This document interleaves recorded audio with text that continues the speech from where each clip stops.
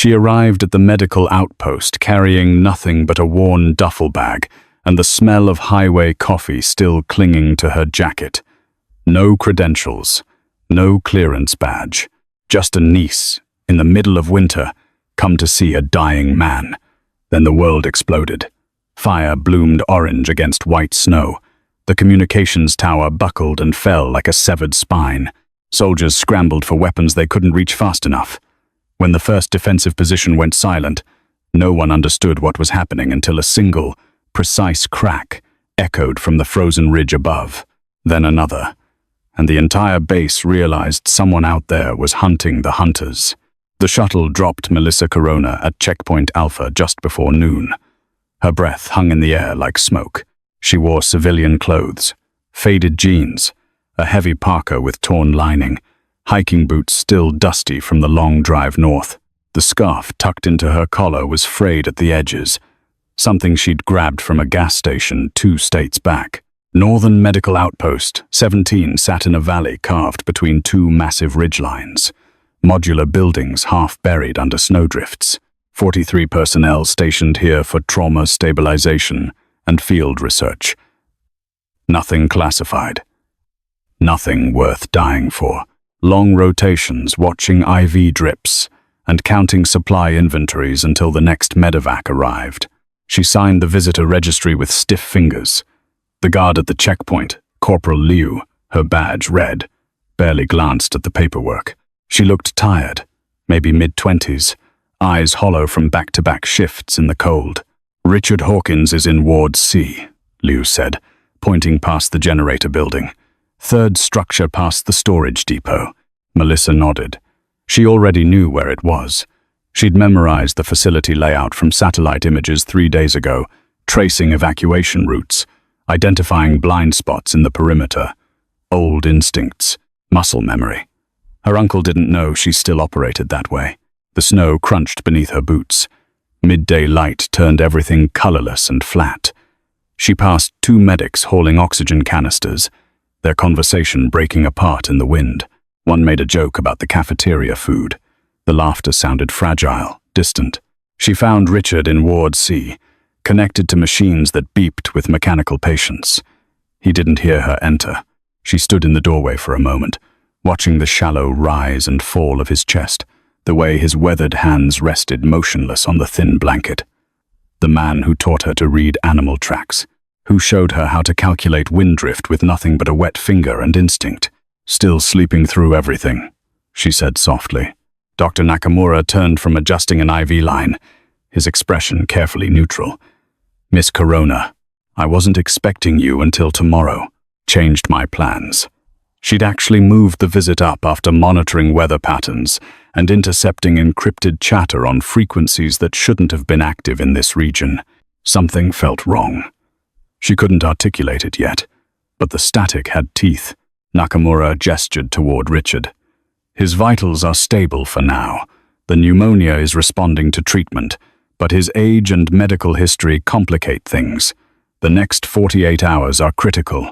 Melisa moved closer to the bed, her eyes scanning the monitors with trained precision. Oxygen saturation, heart rate variability, blood pressure trending downward.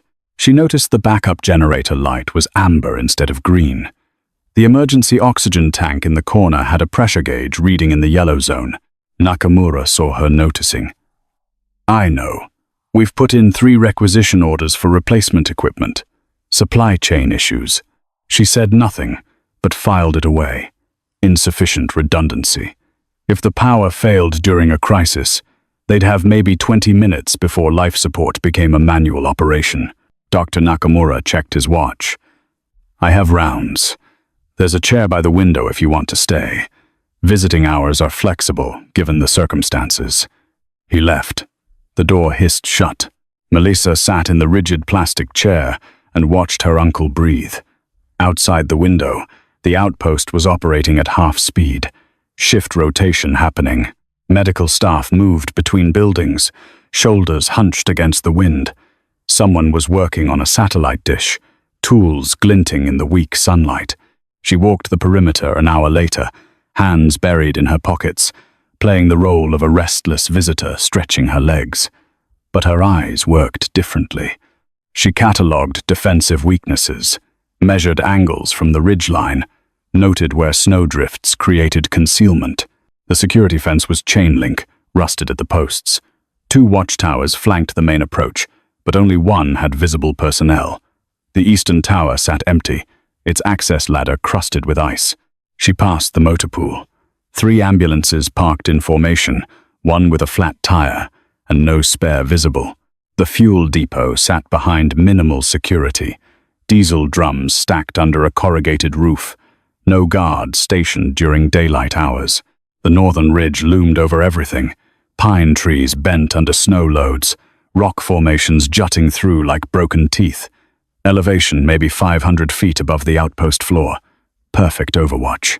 From that position, you could map the entire facility, count personnel, identify command structures, select priority targets. The thought arrived cold and clinical. She recognized the feeling, the old programming reasserting itself. Her mind still processed terrain through the lens of angles and kill zones. She'd been civilian for 5 years, told herself she'd buried that version of herself, but the circuitry remained intact, waiting for activation. She found Dr. Nakamura again near the administrative building. He was speaking with a security officer, a broad-shouldered man whose name tag read Stevens. 4th false alarm this month, Stevens was saying. Either the motion sensors are glitching or we've got wildlife tripping the perimeter every night. Probably wildlife, Nakamura said. We're surrounded by forest. Maybe. Stevens didn't sound convinced. I'm running diagnostics anyway. Something feels off. Melisa felt her spine straighten. That instinct. That itch beneath the skin. She glanced back toward the northern ridge, and for just a moment, she thought she saw movement. A flicker of shadow between the trees. Could have been wind. Could have been an animal. Could have been reconnaissance. The temperature dropped 10 degrees in the next hour. By late afternoon, the sky had turned the color of steel. Melisa sat beside Richard's bed, listening to the rhythmic hiss of the oxygen regulator, watching the light fade outside the window. That's when she saw them. 2 men in civilian contractor uniforms on the roof of the communications building. They weren't repairing anything. They were measuring angles, checking sight lines. One held a tablet, sweeping it in a slow arc, mapping something digital. Melisa's heart rate stayed flat, perfectly controlled. But her mind accelerated. She stood, moved to the window, used the reflection to study them without being obvious. The way they moved, the spacing between them, the small radio earpieces barely visible beneath their winter hats. Not contractors. Advance team. She reached for her phone, then stopped. If they'd inserted reconnaissance, they'd already compromised communications. Any call she made would be intercepted. Any warning she tried to send would accelerate their timeline. The sun touched the horizon. The heart monitor beside Richard's bed beeped its steady rhythm. Melisa sat back down, slipped her hand into her duffel bag, felt the cold metal of the compact tool she'd packed beneath her spare clothes. Not a weapon, not yet, but it could become one. She leaned close to her uncle, her voice barely a whisper. I'm sorry. I tried to stay away. I really did. The lights across the outpost flickered once, then went dark, and in that suspended moment before the emergency generators kicked in, Melisa Corona heard it, the distant, hollow thump of breaching charges being set. The white season had begun.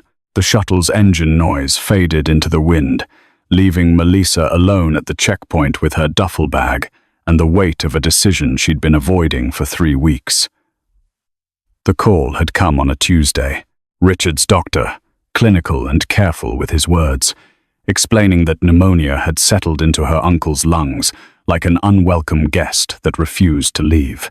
That his age made everything more complicated. That if she wanted to see him, she should come soon. She'd stared at her phone for 20 minutes after hanging up, watching the screen go dark, then lighting it again, cycling through the same conversation in her head. Going north meant exposure, meant stepping back into a world she'd worked 5 years to disappear from. But Richard was the only family she had left, the only person who'd looked at her after everything and seen someone worth saving instead of someone worth burying. So she'd packed light, driven 12 hours through winter highways, and now stood at the entrance to Northern Medical Outpost 17, with frost forming on her eyelashes, and that old familiar feeling crawling up her spine, the one that said she was walking into something that wouldn't let her walk back out. Corporal Liu processed her paperwork with the efficiency of someone who'd done it 1,000 times. Young face, old eyes, the kind of fatigue that came from too many night shifts in a place where nothing ever happened, but you still had to stay ready in case it did. Visiting Richard Hawkins, my uncle.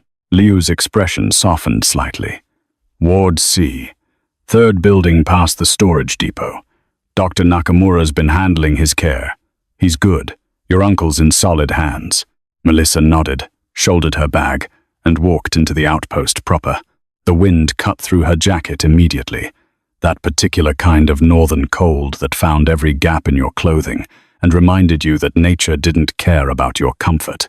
The facility sprawled across the valley floor in a grid pattern, modular buildings designed for rapid deployment and easy replacement. Nothing permanent, nothing built to last longer than the mission required. She counted the structures as she walked: medical wards, administrative offices, personnel barracks, generator building, humming with mechanical consistency, storage depot with its corrugated walls and faded hazard markings. Everything functional, nothing decorative. The kind of place that existed on maps as a grid reference and in budgets as a line item. Ward C sat near the facility's eastern edge, close enough to the motor pool for emergency evacuations, but far enough from the main gate to provide some insulation from traffic noise. Melisa pushed through the double doors into warmth that felt artificial after the cold outside. Antiseptic smell, fluorescent lights humming overhead, the particular quiet of a medical facility where people spoke in hushed tones and walked on soft shoes. She found Richard in the third room on the left. Through the observation window, she could see him connected to a web of lines and monitors, his chest rising and falling with mechanical assistance. He looked smaller than she remembered. Frailer, the man who'd taught her to hunt, who could hike 15 miles without breaking stride, reduced to a body being kept alive by machines and chemistry. Dr. Nakamura emerged from the room, pulling off latex gloves and disposing of them in the biohazard container by the door.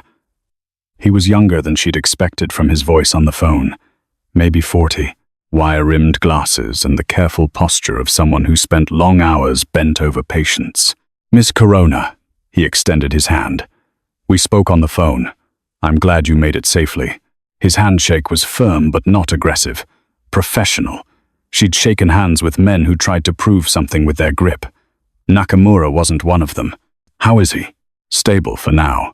The pneumonia is responding to the antibiotic regimen, but his immune system is compromised from the chemotherapy he underwent 2 years ago.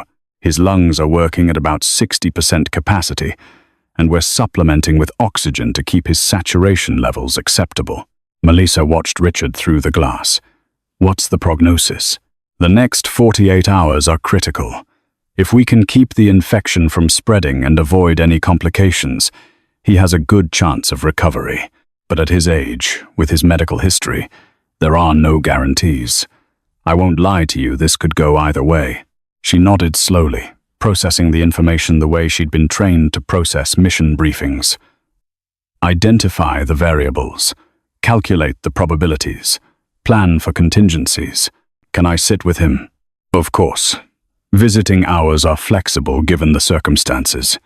Nakamura glanced at his tablet. I have rounds to complete, but I'll check back in an hour. If anything changes, if any of the monitors alarm, press the call button immediately. The nursing station is staffed 24/7. He left her alone with the quiet hiss of the oxygen regulator and the steady beep of the heart monitor. Melisa entered the room, set her duffel bag on the chair by the window, and stood beside Richard's bed. His face was gaunt, skin stretched tight over bones that seemed more prominent than they should be. Grey stubble covered his jaw. Dark circles ringed his eyes even in sleep. She took his hand. It felt cold, despite the heated blankets. "Hey, old man," she said softly. "You're really making me work for this visit." No response. Just the machines keeping time, measuring life in numbers and waveforms. She sat in the chair and let herself remember. Summer afternoons in the mountains. Richard teaching her to read animal tracks, to move through brush without sound, to calculate distance by counting seconds between lightning and thunder. He'd never asked about her work, about the years she spent deployed to places that didn't officially exist. But when she'd shown up at his cabin 5 years ago, hollow-eyed and shaking, he'd taken one look at her and said, "Guest room's made up. Stay as long as you need." She'd stayed 3 months. Long enough to remember how to sleep without a weapon under her pillow. Long enough to stop flinching at car backfires. Long enough to start believing she might actually be able to build something resembling a normal life. And now here they were. Him dying slowly in a government medical facility. Her sitting vigil, pretending she wasn't cataloging security weaknesses and counting the seconds between guard patrols outside. The afternoon faded into evening. Melisa stayed in the chair, watching the light change outside the window, listening to the rhythm of Richard's breathing synchronized with the machines.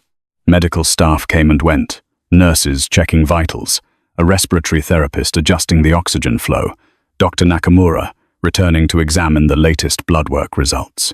"Everything's holding steady," he told her around 6 o'clock. "That's good. Steady is what we want right now."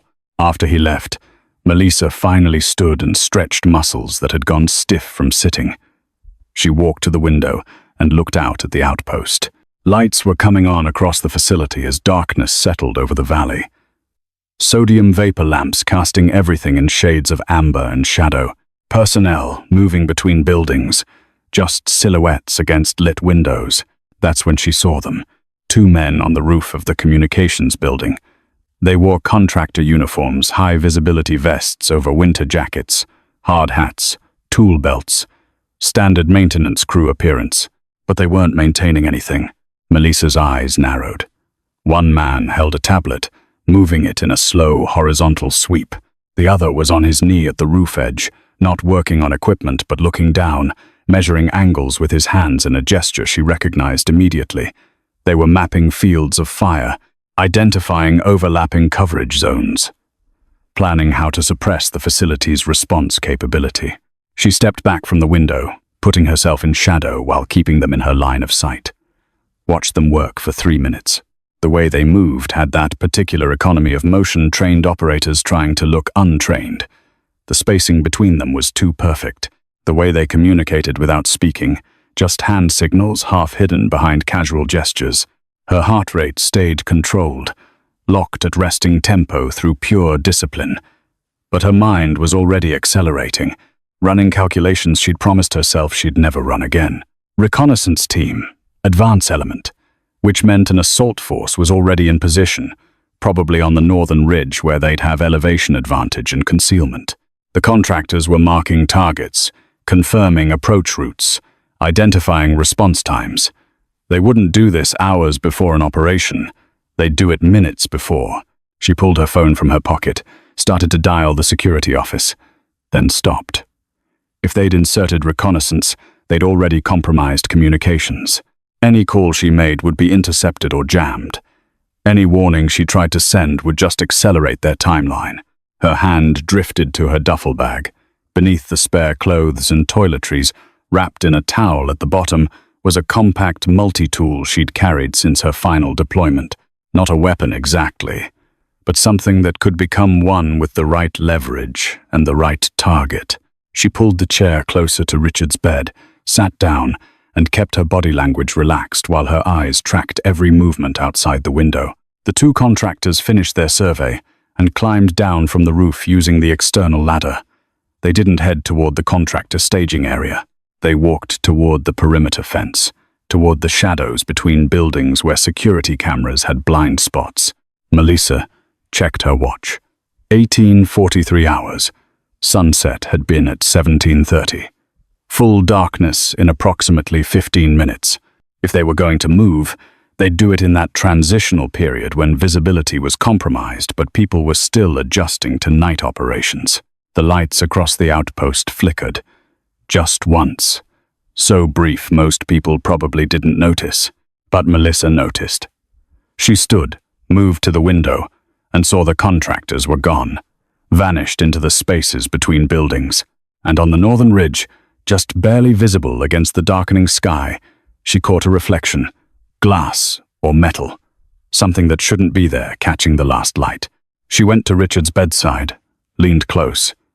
"I tried to stay away," she whispered. "I really tried." The lights flickered again.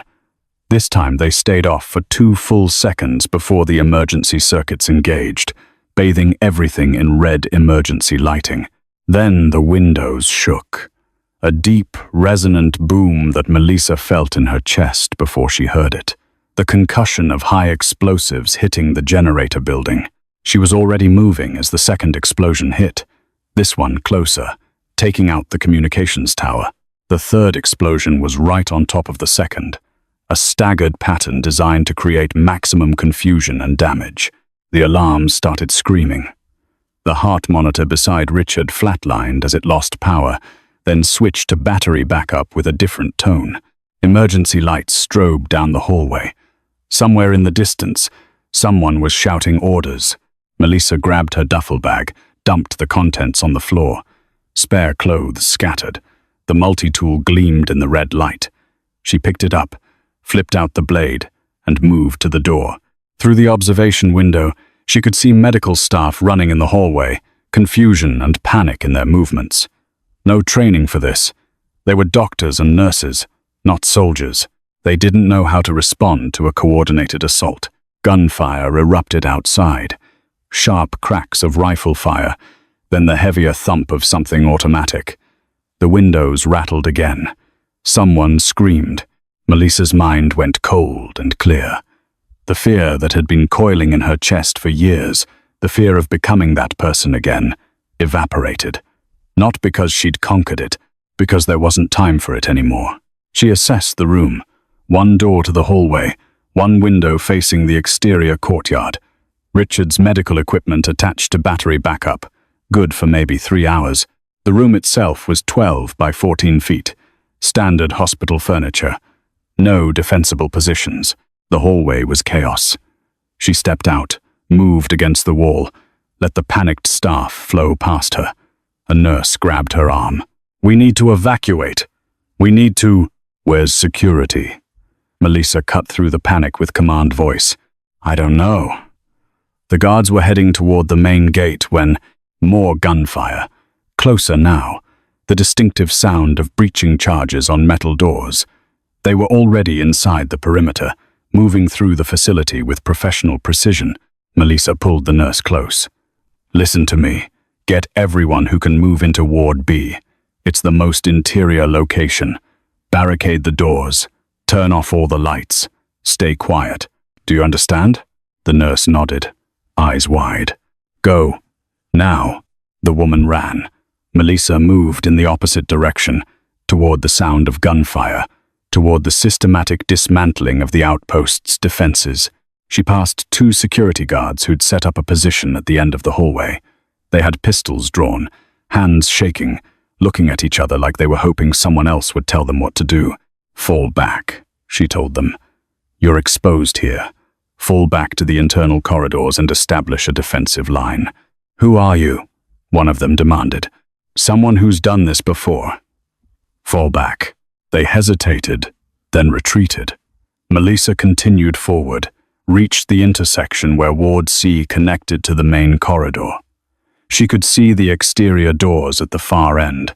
They were already compromised, hanging open on broken hinges. Smoke drifted through the opening, dark shapes moving outside, silhouettes backlit by fire. She counted 6 hostiles in her line of sight. They moved in pairs, covering each other. Professional room-clearing technique. Body armor. Night vision. Suppressed weapons. This wasn't a raid.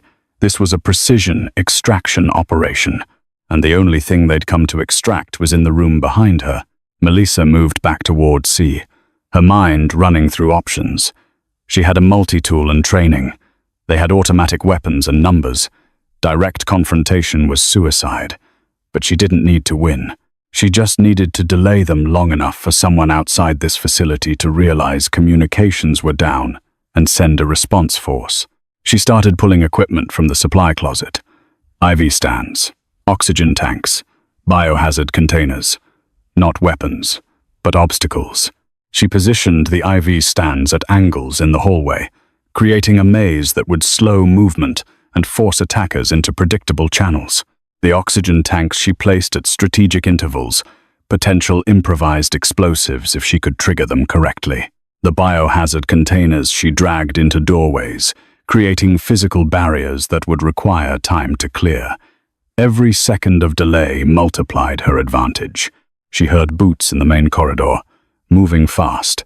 They'd cleared the perimeter and were now working inward, systematically securing each section. She had maybe 2 minutes. Melisa went back to Richard's room.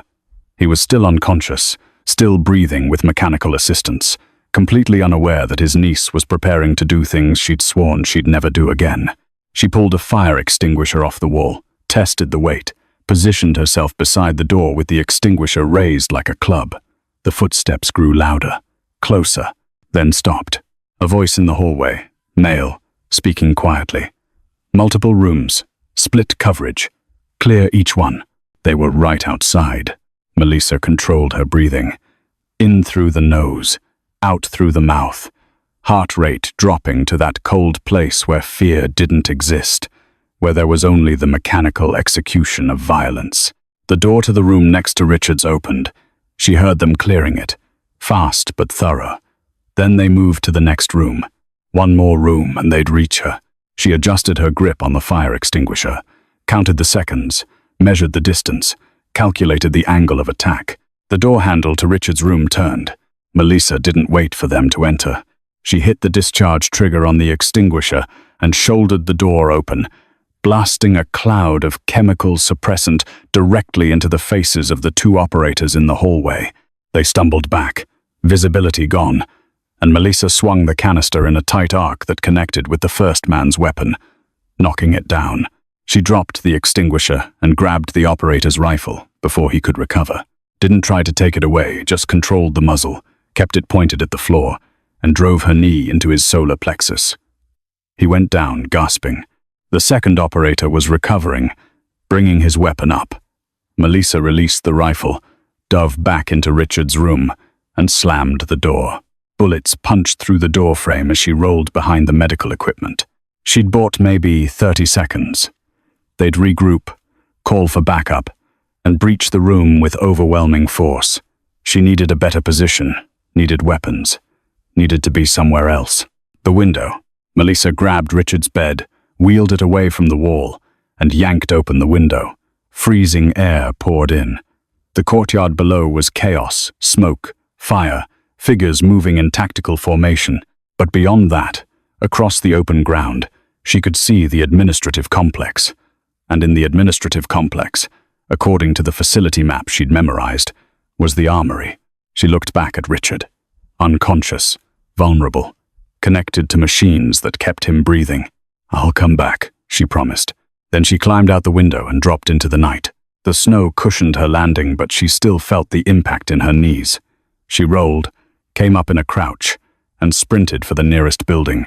Gunfire tracked her movement, but the darkness and smoke provided cover. She reached the administrative complex, found a side door, and kicked it open. Inside, emergency lighting painted everything red.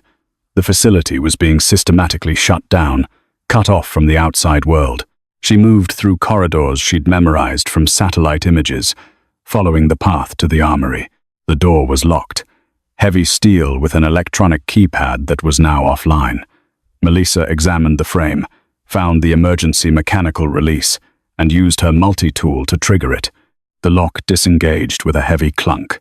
The armory was basic: pistols, rifles, body armor, standard security equipment for a medical facility that wasn't supposed to need anything heavier. But in the back, locked in a separate cage, she found what she was looking for: a precision rifle, long-range optics, suppressors, the tools of someone who killed from a distance. Melisa's hands moved automatically. assembling the weapon with muscle memory that hadn't faded despite 5 years of civilian life. Bolt action, adjustable stock, high magnification scope. She loaded the magazine, chambered a round, and felt the weight settle into her shoulder like it had never left. She was out of retirement, and someone was going to pay for bringing her back. The rear exit of the administrative complex opened onto the western perimeter, away from the main assault. Melisa pushed through into wind that hit like a physical wall. The temperature had dropped 20 degrees since sunset. Her breath crystallized instantly. The rifle stock felt like ice, even through her gloves. She moved along the fence line, staying low, using vehicles and storage containers for concealment.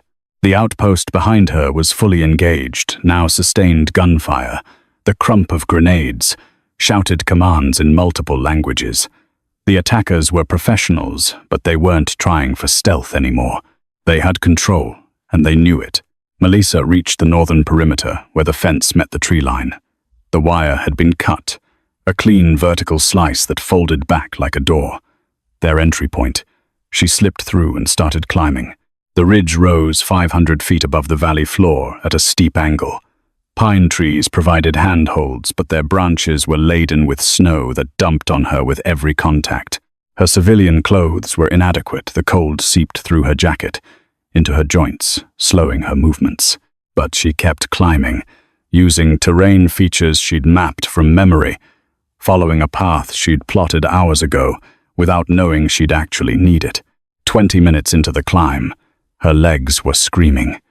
30 minutes in, she couldn't feel her fingers, but she kept moving, kept putting distance between herself and the valley floor, kept gaining elevation. The rifle across her back felt heavier with each step, its weight a constant reminder of what she was climbing toward. She reached an outcropping of rock that jutted from the ridgeline like a broken tooth. Below, the entire outpost spread out in tactical clarity. Buildings marked by fire and emergency lighting, vehicles burning, personnel scattered in defensive positions that wouldn't hold. She could see the enemy's formations now, 3 assault teams working in coordination, pushing toward the medical wards from different angles, pushing toward Richard. Melisa found her position, a flat section of rock sheltered on 3 sides by pine trees, open to the south with clear lines of sight across the entire valley. She brushed snow from the surface, laid prone, and deployed the rifle's bipod. The metal legs locked with quiet clicks that sounded too loud in the frozen silence. She settled behind the scope and began her work. First, wind. She licked her finger, held it up, felt the bite from the northwest. Approximately 20 miles per hour, with gusts to 25. Temperature near 0, which meant the air was dense, less drift but faster velocity drop. She adjusted the scope's windage turret, counting clicks, translating wind speed into mechanical compensation. Second, range. She used the scope's range-finding reticle to measure distance to key positions. The generator building, 600 yards. The medical ward, 730 yards. The northern approach where the heavy weapons team had set up, 840 yards. Each number went into the calculation, translated into bullet drop, time of flight, energy delivery. Third, breathing.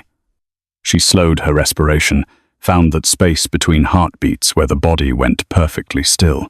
This was the mechanical part, the geometry of death reduced to mathematics and muscle memory. She identified her first target. Heavy weapons team on the north approach. 2 men with a belt-fed machine gun that was systematically suppressing the security force trying to mount a defense. Every time someone moved, that gun sent a stream of fire that pinned them down. It was the linchpin of their assault, the weapon that gave them freedom of movement. Melisa put the crosshairs on the gunner. Range, 840 yards. Wind, 20, right to left. Temperature, 0. Angle, downward, 30 degrees. She made the final adjustments, exhaled halfway, and squeezed the trigger. The rifle recoiled against her shoulder. Through the scope, she watched the gunner drop, his body going limp behind the weapon.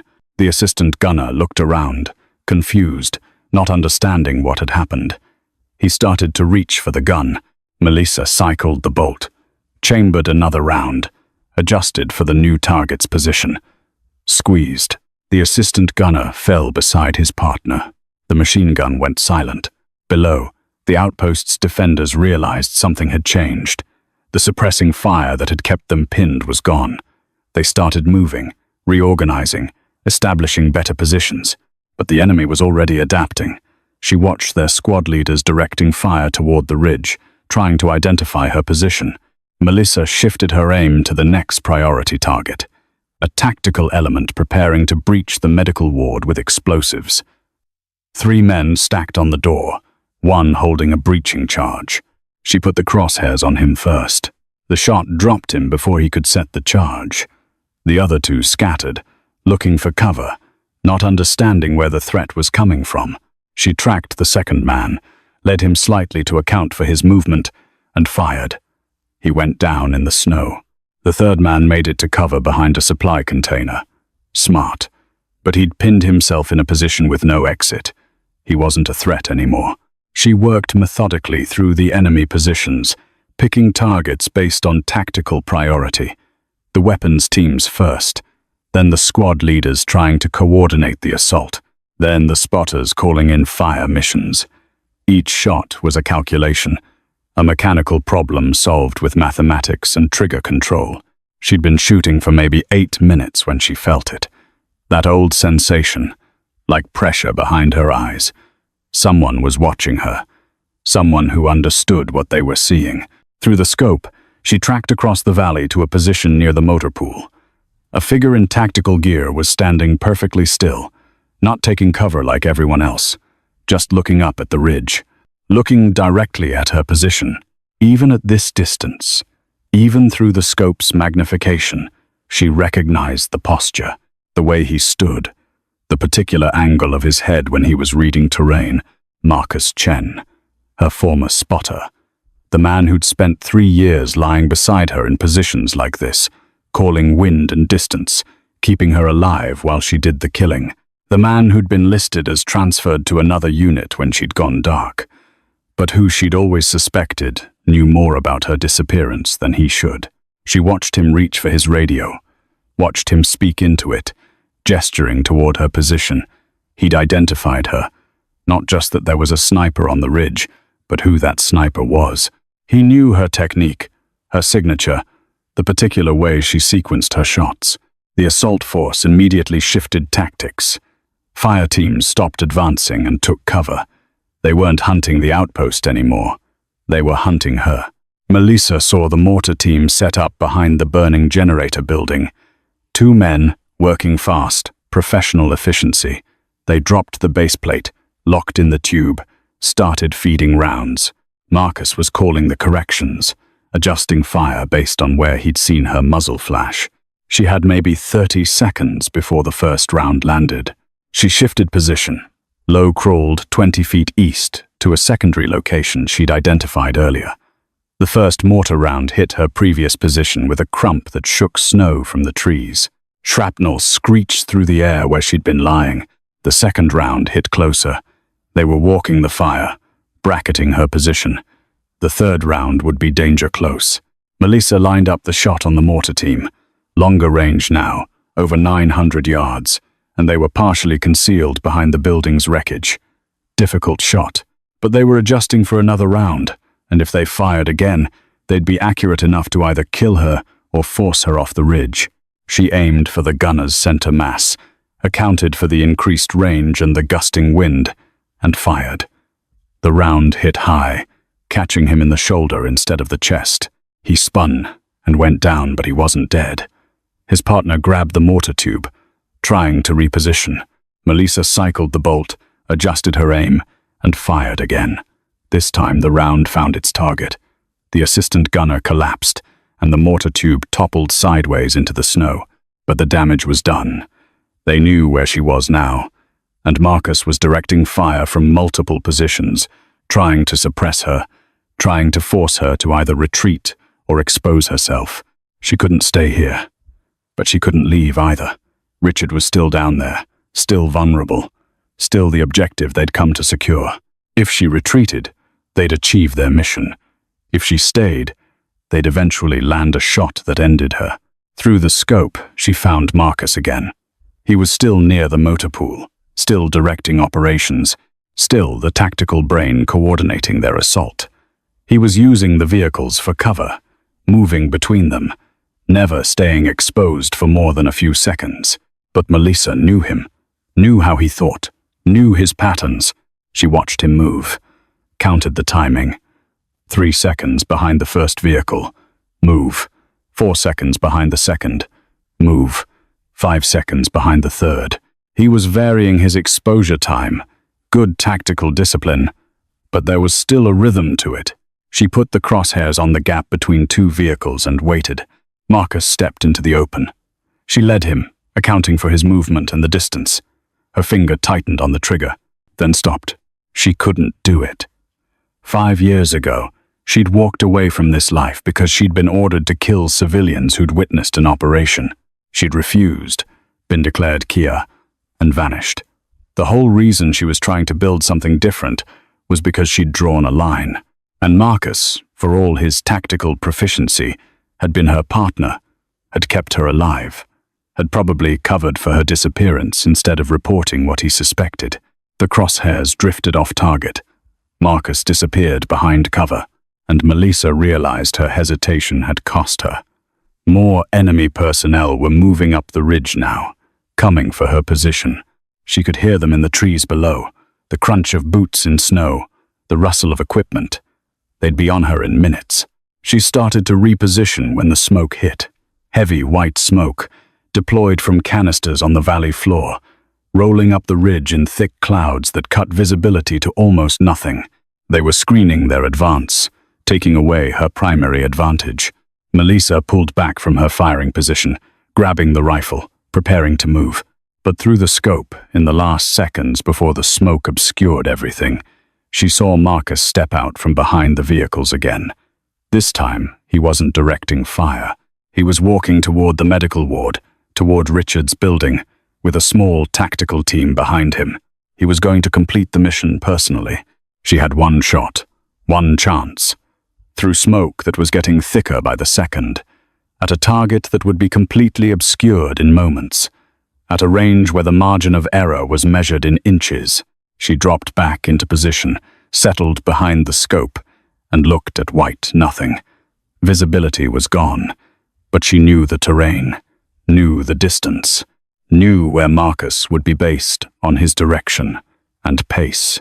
She closed her eyes and ran the calculation. Range, 730 yards to the medical ward. Wind, still 20 from the northwest.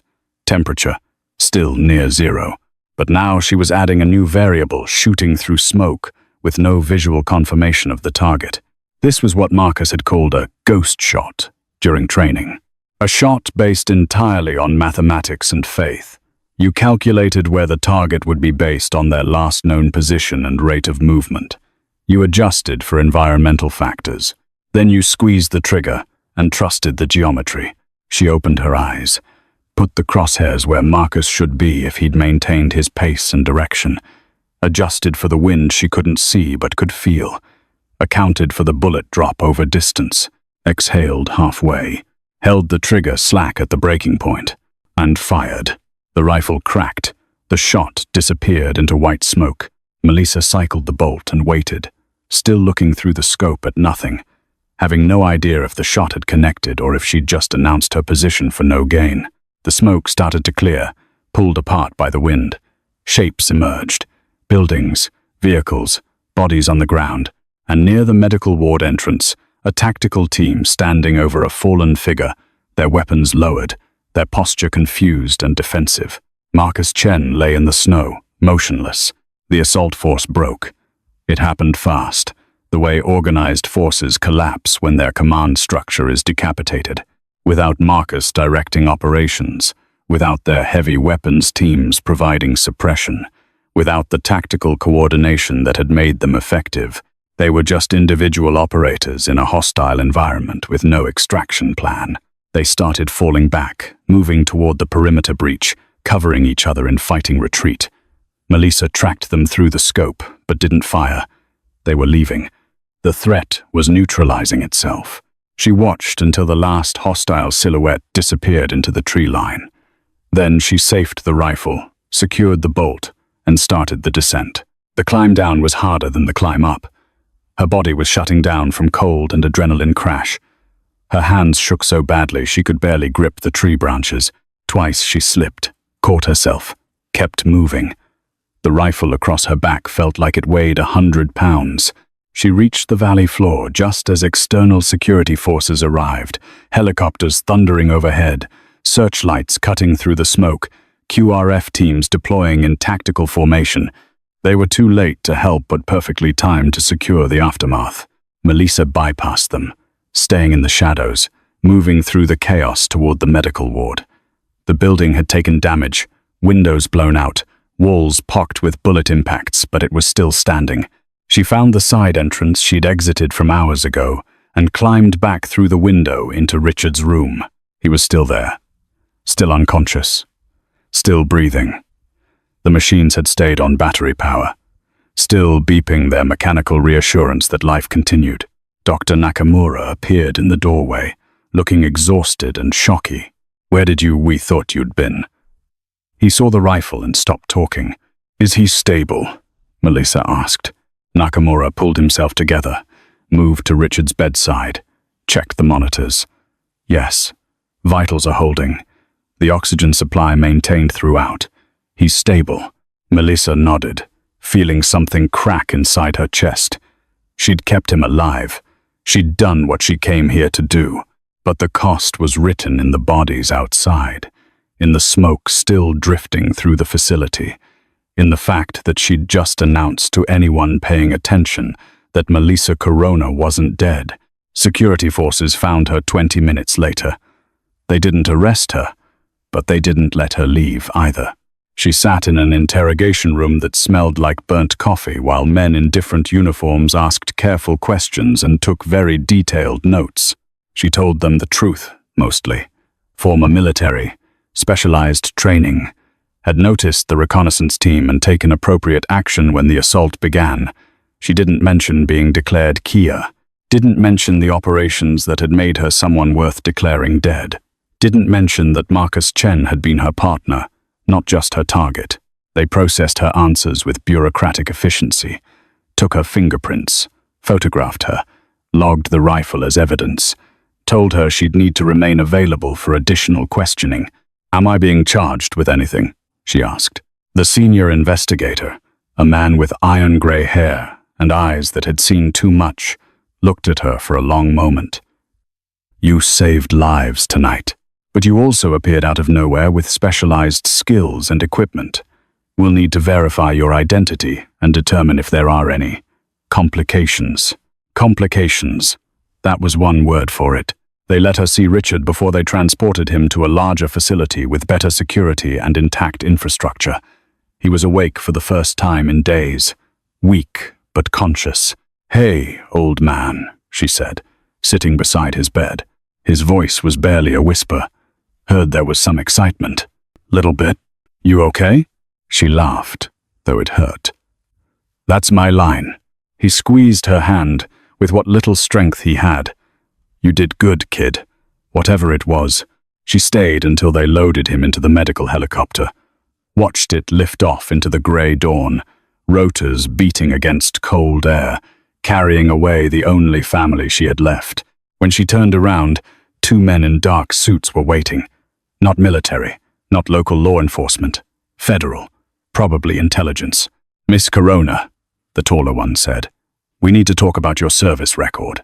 Specifically, we need to talk about how someone listed as Kia 5 years ago just saved a classified facility from a foreign extraction team." Melisa looked past them at the outpost, at the smoke still rising from burning buildings, at the investigators already mapping the battlefield and counting the dead.